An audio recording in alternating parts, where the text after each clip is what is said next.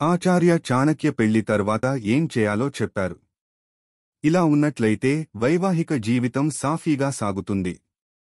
ఎలాంటి సమస్యలు రావు. మరి చాణక్య చెప్పిన విషయాలను ఇప్పుడే తెలుసుకుందాం. చాణక్య ఎన్నో విషయాల గురించి చెప్పారు. చాణక్య చెప్పినట్లు చేస్తే జీవితంలో ఎంతో మార్పు వస్తుంది. ప్రతి ఒక్కరూ సంతోషంగా ఉండాలని అనుకుంటారు. అయితే సంతోషంగా ఉండాలంటే చాణక్య చెప్పిన సూత్రాలని ఆచరించడం మంచిది. ఆచార్య చాణక్య అధ్యాపకుడు మాత్రమే కాదు, రాజనీతిజ్ఞుడు, సామాజికవేత్త కూడా. ఆయన సుఖసంతోషాలతో సాగాలంటే ఏం చేయాలి, ఏం చేయకూడదు వంటి విషయాలని చెప్పారు.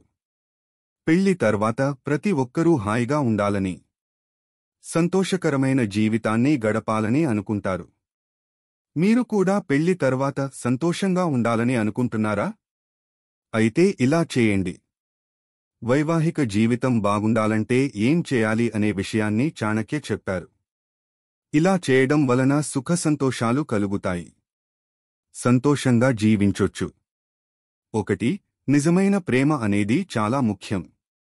వైవాహిక జీవితం బావుండాలంటే ఖచ్చితంగా ప్రతి ఒక్కరి బంధంలో నిజాయితీ, నిజమైన ప్రేమ ఉండాలి. ఈ రెండిటికీ కట్టుబడి ఉండాలి. ఈ రెండిటిని అనుసరించే వాళ్ళు వైవాహిక జీవితంలో సంతోషంగా ఉంటారు. ఇబ్బందులే రావు. 2. ఎప్పుడూ కూడా ఎలాంటి రహస్యాలు లేకుండా భార్యాభర్తలు ఒకరితో ఒకరు అన్ని విషయాలని పంచుకుంటూ ఉండాలి. నిజం, పారదర్శకత భార్యాభర్తల సంబంధంలో ముఖ్యమైనవి. ఇవి ఉంటే నమ్మకం కూడా ఉంటుంది. ఒకరికొకరు జీవితాంతం తోడుగా కూడా ఉంటారు.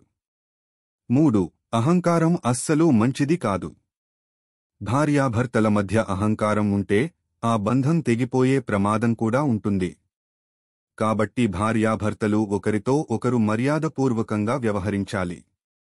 ఒకరినొకరు గౌరవించుకుంటూ ఉంటే బంధం బాగుంటుంది.